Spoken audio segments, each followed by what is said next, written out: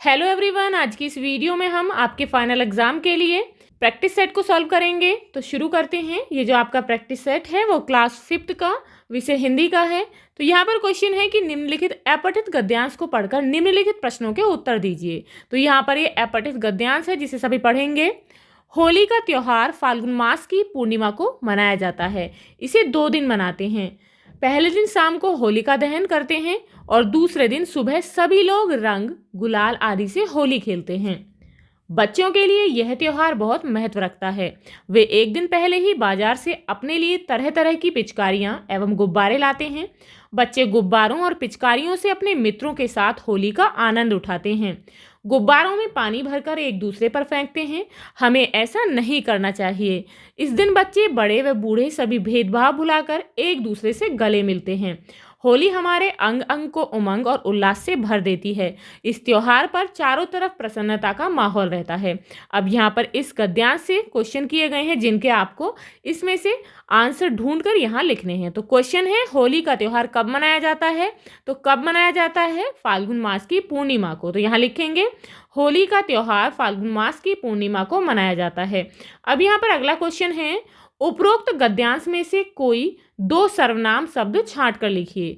तो यहाँ पर जो है आपको कोई भी 2 सर्वनाम लिखने हैं। तो जैसे कि इसे, यह, वह, हमारे आदि सर्वनाम हैं। तो आप यहाँ से जो है इस गद्यांश से कोई भी 2 सर्वनाम यहाँ पर लिखेंगे। अब क्वेश्चन है कि रिक्त स्थान भरिए। होली हमारे अंग अंग को और से भर देती है। तो किस किस से? अंग अंग को उमंग और उल्लास से भर देती है, यानी कि उत्साह और खुशी से भर देती है।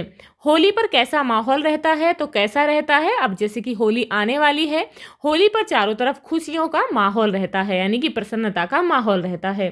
अब यह प्रश्न है कि इस गद्यांश का उचित शीर्षक दीजिए। तो यहाँ पर आपको अपने अकॉर्डिंग कोई भी शीर्षक देना है। जैसे कि इसका शीर्षक हो सकता है होली का त्योहार।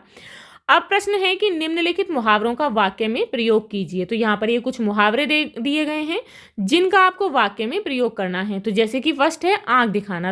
तो इसे आप जो है वाक्य में प्रयोग करेंगे तो इस तरीके से कर सकते हैं कि उधारी का पैसे वापस देने से मना करने से सेठ आंखें दिखाने लगा।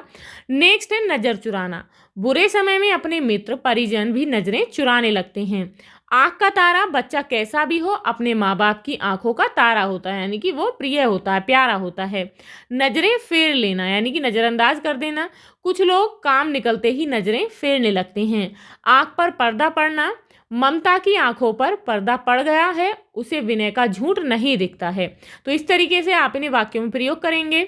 अब प्रश्न है कि उचित विलोम शब्द छांटकर शब्द पर गोला लगाइए। तो यहाँ पर जो फर्स्ट है मान, तो मान का विलोम शब्द क्या होगा? सम्मान या फिर अपमान। तो इसका जो विलोम शब्द होगा वो होगा अपमान। नेक्स्ट है गुण, तो गुण का क्या होगा? निर्गुण या फिर अवगुण। तो गुण का विलोम शब्द होगा अवगुण।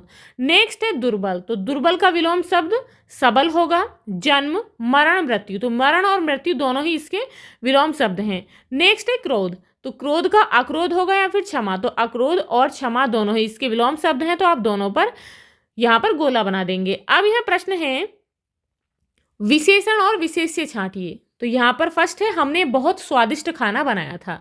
तो यहाँ पर विशेषण है स्वादिष्ट, जो कि किसकी विशेषता बता रहा है? खाने की। तो यहाँ लिखेंगे विशेष्य है खाना। यह छात्र प्रथम आया है। तो यहाँ पर जो है यह शब्द जो है ये विशेषण है और छात्र कौन है? विशेष्य।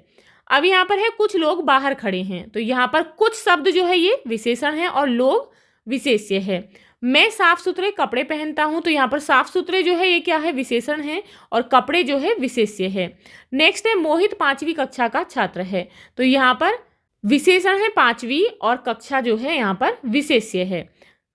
अब यह प्रश्न है निम्नलिखित प्रश्नों के उत्तर दीजिए। आरिफ और सलीम परेशान क्यों थे?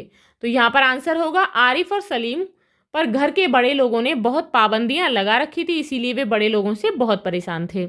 नेक्स्ट है एक माँ की बेबसी पाठ के लेखक का नाम क्या है? तो यहाँ पर आंसर लिखेंगे आप कुंवर नारायण इसके लेखक हैं। नेक्स्ट है गुरुजी ने राजा से क्या बात कही थी?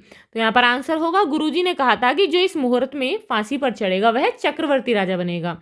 अब नेक्स्ट है माँ ने कोको के लिए किस चीज़ की और कितनी रोटियां बनाई थी? तो कितनी बनाई थी? तो माँ ने कोको के लिए 4 चावल की रोटी बनाई थी। नेक्स्ट है बेबस, शब्द बे और बस को जोड़कर बना है। यहाँ बे का अर्थ बिना है। ऐसे ही कोई 2 शब्द लिखकर, तो यहाँ पर आपको ऐसे ही कोई 2 शब्द लिखने हैं। तो आप लिख सकते हैं बेईमान, बेरहम। नेक्स्ट है कक्षा अध्यापक द्वारा ज्ञानोदय चैनल के बारे में विद्यार्थियों से चर्चा की गई है, उनकी वार्तालाप को संवाद के रूप में लिखिए।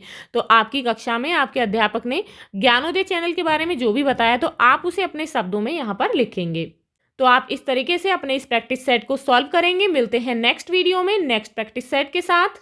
If you like this video please like and share, and if you are new on this channel please subscribe the channel. Thank you.